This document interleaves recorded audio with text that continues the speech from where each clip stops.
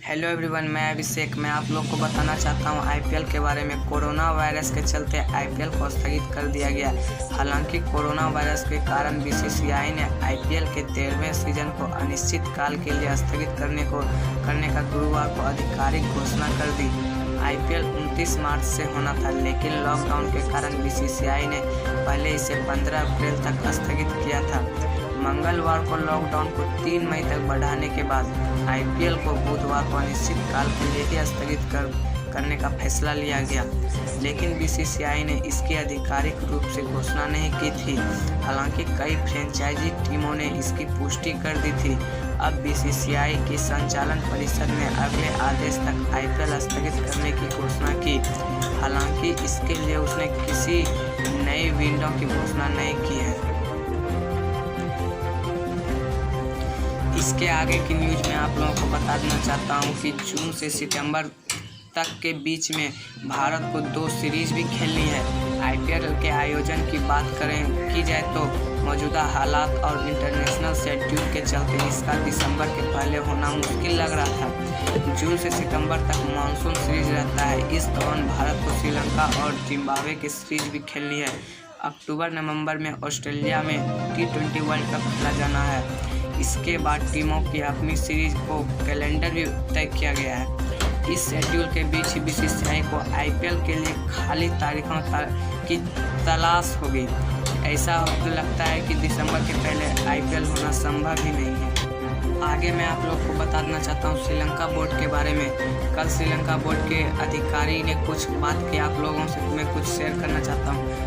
उन्होंने कहा, अगर श्रीलंका में आईपीएल हुआ तो उनकी आर्थिक स्थिति सुधरेगी। लंकादीप अखबार से बात करते हुए श्रीलंका का क्रिकेट के अध्यक्ष सम्मी सिल्वा ने कहा, बोर्ड ने बीसीसीआई को सूचित किया है कि हम लीग के मेजबानी के लिए तैयार हैं। अगर आईपीएल नहीं हुआ तो उन्हें करीब 3,845 करोड़ रुपए का नुकसान होगा। उनके लिए किसी अन्य देश में लीग का संचालन करना फायदेमंद होगा, जैसा कि उन्होंने 2009 में दक्षिण अफ्रीका में किया था। अगर वे हमारे प्रस्ताव को मानते हैं तो हम स्वस्थ अधिकारियों की देखरेख में आवश्यक सुविधाएं प्रदान करने के लिए तैयार हैं। मैं आप लोग को बताना चाहता हूं, कल कुछ खिलाड़ियों ने पहली इंटरनेशनल वर्चुअल शूटिंग चैंपियनशिप में भाग लिया। उन सभी खिलाड़ियों ने इलेक्ट्रॉनिक शूटिंग टारगेट का प्रयोग किया। अनुभवी अमनप्रीत सिंह, मनु भाकर और मेघानी सज्जर ने जूम ऐप के जरिए शूटिंग चैंपियनशिप में हिस्सा लिया और मेडल भी जीते। पहले इंटरनेशनल ऑनलाइन शूटिंग चैंपियनशिप में 7 देशों के 50 खिलाड़ियों ने हिस्सा लिया। 10 मीटर एयर राइफल में ऑस्ट्रेलिया के मार्टिन स्ट्रेम्पलो 632.5 स्कोर के साथ टॉप पर रहे। मेघना 630.5 के साथ दूसरे और फ्रांस के एटियन जॉर्मोड ने 629.4 के साथ तीसरे स्थान पर रहे। वर्ल्ड नंबर 1 दिव्यांश सिंह पंवार चौथे नंबर पर रहे। वहीं 10 मीटर एयर पिस्टल में अमनप्रीत 576 के स्कोर के साथ पहले नंबर पर रहे।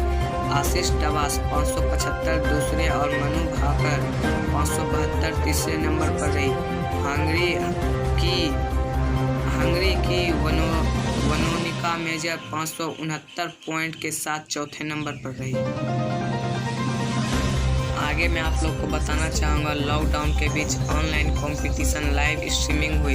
लॉकडाउन के बीच ऑस्ट्रेलिया को प्रतिस्पर्धी माहौल मिले, इसलिए भारत के पूर्व शूटर सिमोन शरीफ ने इसकी शुरुआत की। हंगरी के शूटर पीटर सिदी ने कमेंट्री की। सभी निशानेबाज ने जूम ऐप के माध्यम से लॉगिन किया और अपने इलेक्ट्रॉनिक शूटिंग टारगेट का उपयोग करके निशाना साधा। प्रतियोगिता को